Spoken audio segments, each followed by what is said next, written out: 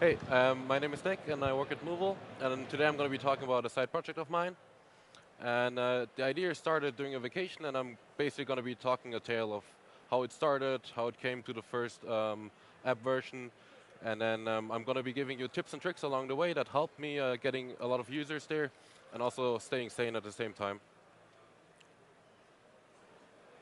Uh, why doesn't it go? Okay, so the idea came during a skiing vacation, and a friend of mine and me, we wanted to go and play chess. And then when you play chess, you can also go and use like a chess clock. So you have like a limited amount of time that you can use for thinking. So for instance, every player has 5 minutes, and then while you're thinking, the time is running down. You make a move, you hit the chess clock, and then the time from the opponent is running down. So we already had like a chessboard, and we already knew how to play, but we were missing that clock. And then we went to the Play Store, and there are like a bunch of apps out there. And we looked at all of them, but really none of them satisfied us. So either the UI or the UX wasn't intuitive, it was very hard to use. Then for some of them, you only were able to go and play like with a certain time, so you weren't able to go and change it.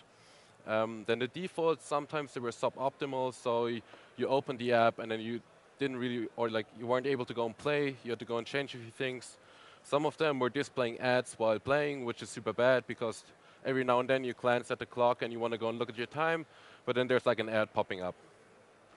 Also, some of them, they only had like a certain color scheme, so when you were playing outside, you couldn't really go and see anything on the screen because the sun was shining, and then it was also useless. So each and every one had their own advantage and disadvantage, but none of them really stuck out. And then I decided to go and sit down and brainstorm of what features are necessary and what features do I want to go and have inside that app, and also what features do my potential users want to go and have. And then from that, I basically derived and set down what are the things that I want to go and have, and what are the things that the competition has. So which features are really necessary? I don't need to go and have an app that is capable of doing anything. It needs to do one thing, and it needs to go and do that well. So typically, the saying is less is more. And then I basically looked at every single app from every competition that is out there, looked at each and every feature, which one was good, which one was unnecessary, and then you can also go and look at the reviews from users. So you can go and look at the Play Store listing and then go and look what users are asking for, take that into consideration, and then go and basically plan out what you want to go and do. And then from that, I made like a list of things that I want to go and have inside the app. I was comparing like with all of the input that I got from every app, which things are good, which things aren't that good. I compared it, I wrote it down. And then the important thing at the end is this is still a side project, so I'm still working 40 hours every week. So the expectation for the app that I want to go and do should go and match with the amount of the project that I want to go and do and the features. So it's rather unrealistic that I'm going to be developing the next Facebook app privately on the side. So go and focus on that small thing that you want to go and achieve, that one thing you want to do really well. And with that also comes the next point. So usually there's this one thing your app is doing, and that one thing needs to be done really well. So I call it like the center point. So if, for instance, in my case, it is viewing the time and be able to go and say when my move is done. So I click it, and then the time from the opponent is running. This is like the core essential feature of the entire app. If that one isn't working out, the entire app is crap. Like it's unusable because like, the main convincing point for a user to go and use that app is to go and able to play chess. So this is the thing that I want to go and focus on first, and also want to go and be able to use first. So all of the other things like different colors or different timings, they're all important too, but that core principle that needs to be fully fleshed out. And once that is done, I can go and add features on the side and go and add more and more things. So then I sat down and I started coding. I focused on that center point. And the first version, it doesn't need to be perfect. It needs to go and convey the point that you want to go and solve with that app. So you can go and prototype something, and then over each iteration, you can go and make it better. And that inner circle or that center point is usually the thing where most of your users are going to be spending time on. So in my case, it was like I said, the screen where you can basically see the time, you can change the turn, and then that's also the thing that I started on first. So everything else, like settings, that all came later. And then once I have like that basic first version, I like to go and get feedback. So getting feedback is super important, and the earlier you're getting it, the more you can go and also pivot and make adjustments and changes to your app. And then what I like to do is before even showing the app to them is asking, hey, I'm doing this app for X, Y, and Z. What would you expect to go and do it? So you can already go and like briefly get some information, and that can also include things like what kind of app icon would you expect, which kind of colors, what kind of features, and you can write all of that down. And then once you have that, I basically go and prepare like an empty home screen. I only put my app on site there and nothing else, and I just hand them the phone to them. And then I'm not going to be able, or like I'm not going to explain the app to them, because in a real case scenario, your user is also going to be downloading it from the Play Store. You're not going to be standing next to them and be able to go and explain it to them. So I just hand them the phone, let them go and use it, and then I observe. And you can actually go and find quite a few things there. So if they open the app and they're confused, like they're looking at it for 10 seconds and they don't know what to do, that's already like an important clue or like an important point that you realize, because maybe that UI or that UX that you have implemented in the first version is not going to be that intuitive for them. So you can ask like, why were you confused? Why were you like waiting for 10 seconds? Maybe they were expecting to go and start the clock to be running down automatically or not. And then also while they're using the app, for instance, one of the things that I've seen a lot is that sometimes users are double tapping on an icon, so they click once and then they click again. So usually that indicates either there's like a touch feedback missing, so they were clicking that one time, but they weren't really sure whether something is going to go and happen or not. Or maybe there was like a delay or something, or there was like an animation missing. So you can already go and see that there might be something that you need to go and tweak. And all of those subtle things are going to be super important, because the more feedback you're getting and the more you're going to be able to eradicate those small, let's say, things that are not optimized, the more users are going to go and like your app and also going to be using it. And then from that, I derived like a to-do list, things that I wanted to go and improve. And then I wrote everything down. What I use is just a normal plain README file. I go and write what I want to go and change. And then once that is done, I go and remove it. So I don't use anything fancy like Trello or Jira. And basically now then I have that to-do list, and it's a lot of iteration now. So I go, I develop further, I get more feedback, then I develop further, and then at one point, I'm going to be at the stage where I can actually go and really test the app. So what I use for testing is I always use different screen sizes, because being honest, we as developers, we usually have like the latest Pixel, which is like super big, has a nice screen, has also the latest Min SDK or like Target SDK, and everything is obviously going to go and run smooth on that version. But typically, your user, they're not going to be having the latest phone. So, and like the earlier you go and see those things that you can go and improve, the easier they're also going to be to go and change. So I like to go and use like a 4-inch screen size to go and test it. Maybe there's some text that's going to be too big, or that one list, maybe the scrolling behavior is kind of weird. I also like testing the app in different languages. So for instance, the German language is typically super long, so sometimes the text is like trimmed off at the end. And then just in general, don't always go and use the latest phone and the latest high technology, because your users aren't going to be able to go and use that either. And then the best way to go and really use the app is when it's like a real case scenario.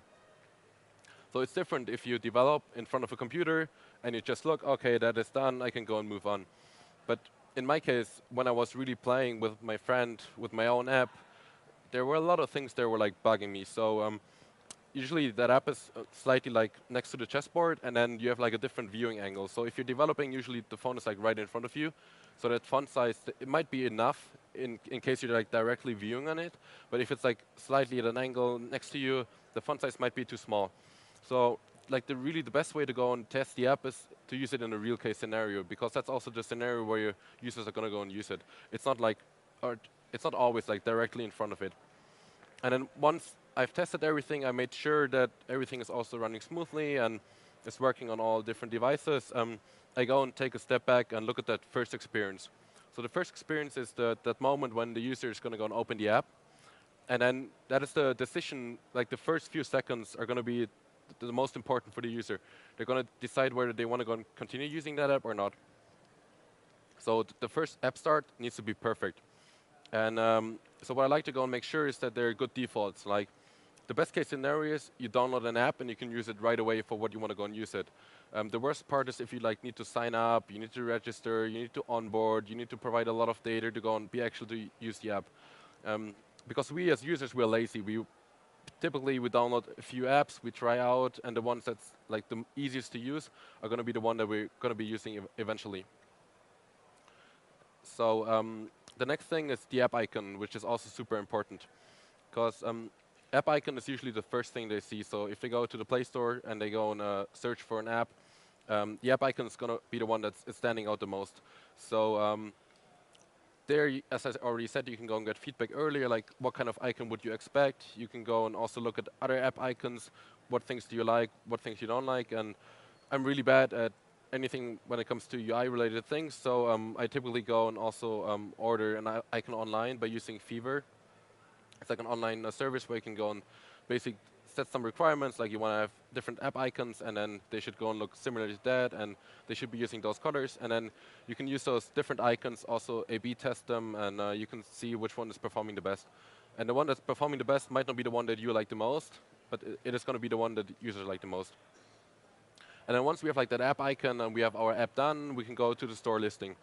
So store listing includes things such as the title, the short description, full description, screenshots, which are also super important. Change logs are also actually a big part, although it seems like everyone is neglecting them. Video might be also something that might be worth doing, and also the store listing itself can be, like in the developer console, you can use A/B testing to go and test out multiple store listings, and you can see which one is performing the best.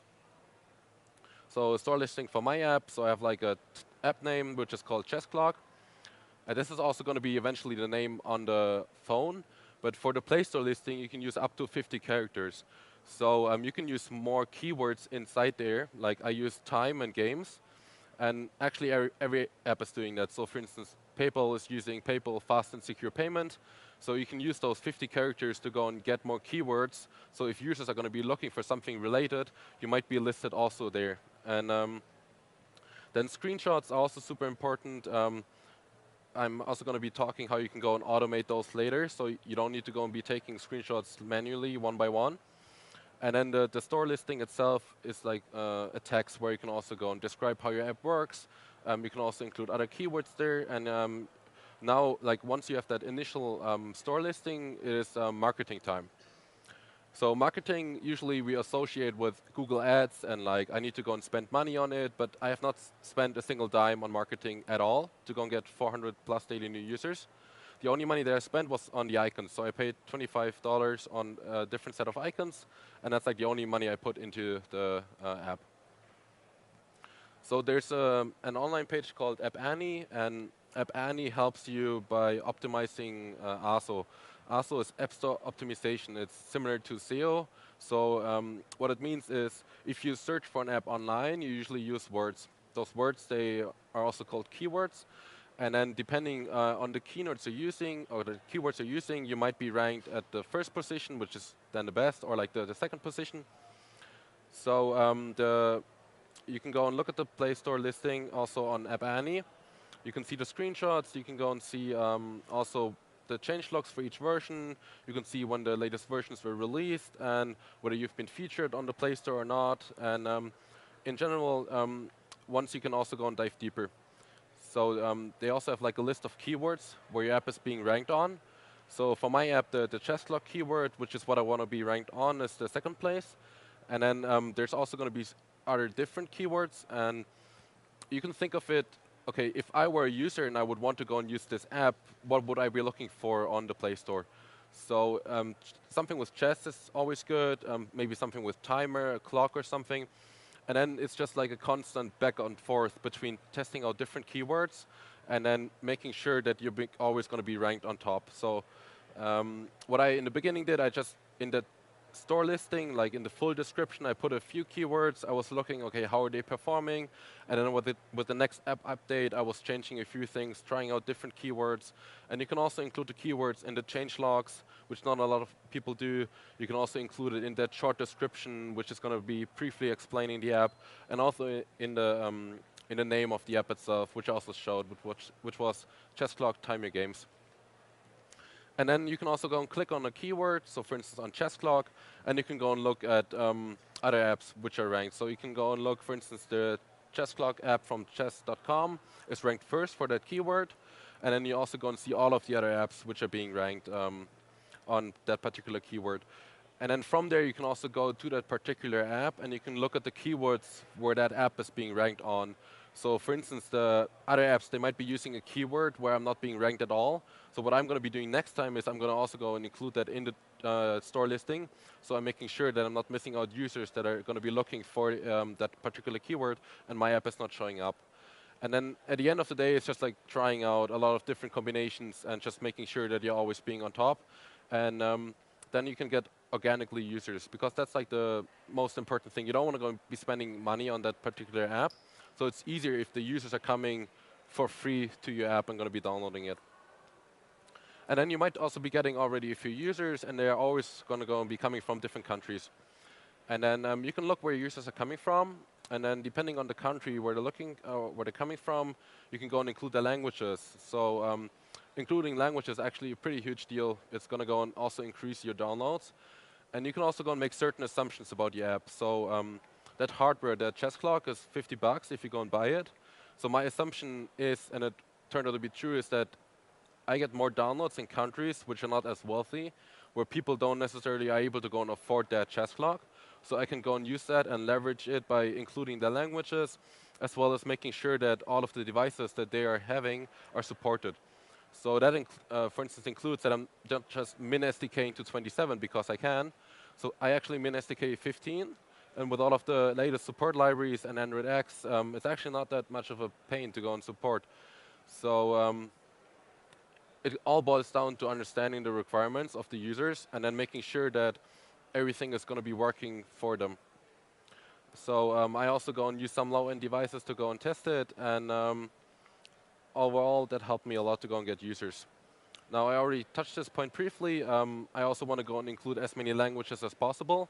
So I can start with that initial, because in the beginning, you might go and get some downloads from certain countries, and then you can go and try translating the app into that language. And you can go and ask your friends to go and help out.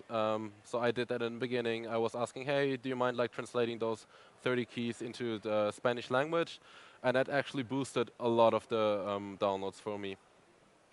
And then, so I did this, and then actually a user approached me. He wrote me an email and was asked, or he asked, hey, I would like to go and have this app in Portuguese. Can I go and translate it for you? And I was like, hell yeah, please do so. And then I turned out to go make a screen explicitly for this. So here's every language that is supported by my app. And also you can change the language by clicking on the flag. And then once I did that, more and more people approached me. So they liked like having their name there, and then half of the languages that you can see here are being translated by users, and they're doing it for free, which is pretty cool. And then once I have all of the translations, I can also go and get like a translated store listing and everything. And then that helped me like immensely getting more and more users, because not every country is speaking English language very well, and that's also not the first thing that you're going to be looking for if you're looking for an app. Usually, if you don't know an app, you're going to be looking for the term in your native language. So if that app is going to be translated in that language, it's going to be easier to go and find it. So go and just broaden the audience that you can go and serve, and then people are going to go and also download the app. So typically, some users are writing me, and then there's like a 50% chance after that initial email whether they want to go and translate it or not. Then the next important part are ratings. They're also super important. Everyone knows those 1-star this is shit rating that everyone is getting, but if you're actually being nice to the people that are rating your app, they are capable of changing the rating. So I received a lot of 3-star ratings which were like, oh, this app is great. And I was like, hey, thank you for the rating. Is there anything I can do better to get a 5-star rating? And then some of them, they actually changed the rating. So they changed it from like a 3-star rating to a 5-star. Or sometimes I also got like 1-star, I don't understand this app. And I'm like, hey, can I help you something? And I've also had a few cases where they were then deleting the review, and that in general just boosting the review on the ratings. And then the other thing you can do is you can ask inside your app in a non-intrusive way for a rating. So what you typically don't want to go and do is if you're using the app and you want to go and use a particular feature, everyone knows that dialogue that is popping up and then asking you to go and rate the app. So in my app, I have a screen where there are different times that you can go and select to go and play. And then depending on a certain logic, I go and show like a card view. And I'm asking the user, hey, do you want to go and rate this app? And not a lot of people are actually clicking on that thing, but some people still do. I got a few ratings, but the good thing about it is that it's not disturbing the user. It is taking up some of the space on the screen, but the users can still go and use everything that they wanted to go and use. It's not like I'm distracting their navigation flow by having to go and cancel that dialogue. And then another thing that I have in the settings page is like I have rate the app, share the app, so which is like a generic, hey, do you want to go and test this app out, which is just like an intent with a normal text, which also some people are using. I also have like a deep link to more of the apps that I've done.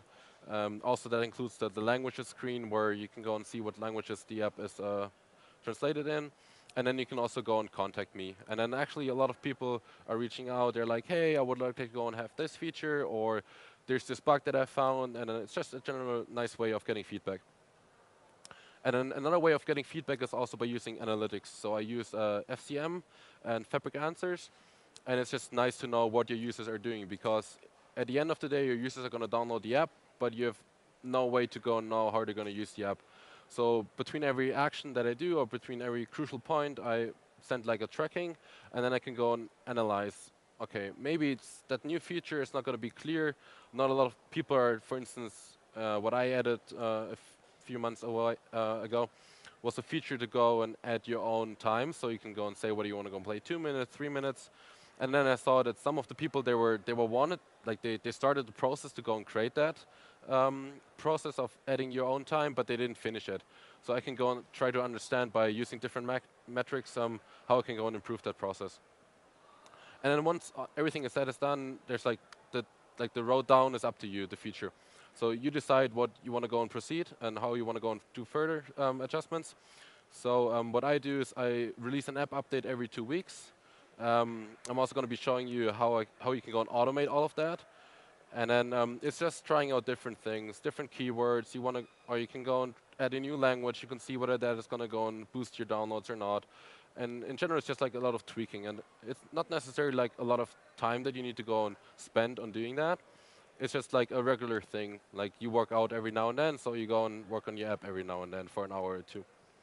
So some metrics. Okay, the numbers. Oh, okay, it's not cut off. So 406 users. I got on. I think I took the screenshot last Friday around 10 p.m. So there was still some space. And as you can see, in general, I have about 400 daily new users, and then every now and then I also get up to 600, 650, depending on the day. And then also understand when it's more likely that your users are going to be using your app. So in my case, a lot of people are using it on Saturday and Sunday, where you can go and see that spikes of daily new users. And also during vacation time, I usually go and get a few more downloads because people are more inclined to go and play chess when they're not working. And then based on that, you can go and make assumptions about certain metrics. So daily active users are around 1,300, 7.5 daily or weekly active, and about 25,000 monthly active users that I'm getting on the app. And then as for the engagement, they're spending about 43 hours per day, like overall every user, and like the average time is about 2 minutes, which makes sense because some people are going to go and download the app and they're not going to use it, and some people are using it to go and actually play a chess game, which is in the range of like 2 minutes between 10 minutes, depending on the time mode. Now with all of that, now let's go and see how we can automate as many things as possible, because we don't want to be spending a lot of things on the mundane tasks that we have to go and always go and do. So I like using Fastlane. You can install it by using the Jam package manager. Fastlane is like a bundle of tools. So it used to be like its own thing, and then it got acquired by Google. It got first acquired by Fabric, and then Fabric got acquired by Google. And they offer the same solutions for both iOS and Android. So you can use different tools. And the first one I'm going to be showing is Screengrab. And Screengrab is going to be able to go and take screenshots automatically in every language that you have. So this is like a brief overview. So I have 6 screenshots that I take and upload to Play Store, and I want to go and have these screenshots translated into the app, into the language of every language that I support. Because it does make a difference whether you're going to a store listing and you're going to be seeing the screenshots in your language, or whether it's always going to be in the default language. And then if you automate all of that, you can also go and make sure that you're always having the latest screenshots. So you don't need to like go do them because typically we do them by hand the first time and then we never update them again. And then like the expectation from a user is going to be different because they're going to be looking at that screen in the Play Store and it's going to be an entirely different app if they download it. So this is like only a small subset. So I have 19 different languages and I have 6 screenshots. That makes a total of 114 screenshots, which are generated for me, and I don't need to do anything. So let's go and look how we can go and do that. So the first thing is Fastlane is using that Screengrabfile. You define the package name in which package, also like the package name from your app, and then also in which package your unit tests or like instrumentation tests are running. You can also go and decide to go and use the Android X unit runner, and then you basically provide the path for 2 APKs. One is the main APK, and then also the test APK. And then you can go and include every locale that you have, so every language that you want to go and be running against, and then taking a screenshot. And then you can also go and decide on which device type you want to go and run those screenshots. So you can go and run it on your phone, you can run it on your tablet, a 7-inch, 10-inch, and I also believe you can run it on the Wear. And then once you have that, Fastlane, they also have a runtime dependency that we'll be adding soon. They changed the locale, and they need certain permissions for that. So you can just go and add those permissions for your debug variant, which you're going to be running for generating the tests. Then you can also go and add the runtime dependency from Screengrab, and then this is everything that needs to be done for taking one screenshot. So we have a normal instrumentation test. We run it with our Android JUnit 4 runner. We use the normal activity test rule that we also use for instrumentation testing. We fire up that settings activity. And then the first test is just going to go and take one screenshot with the name 1.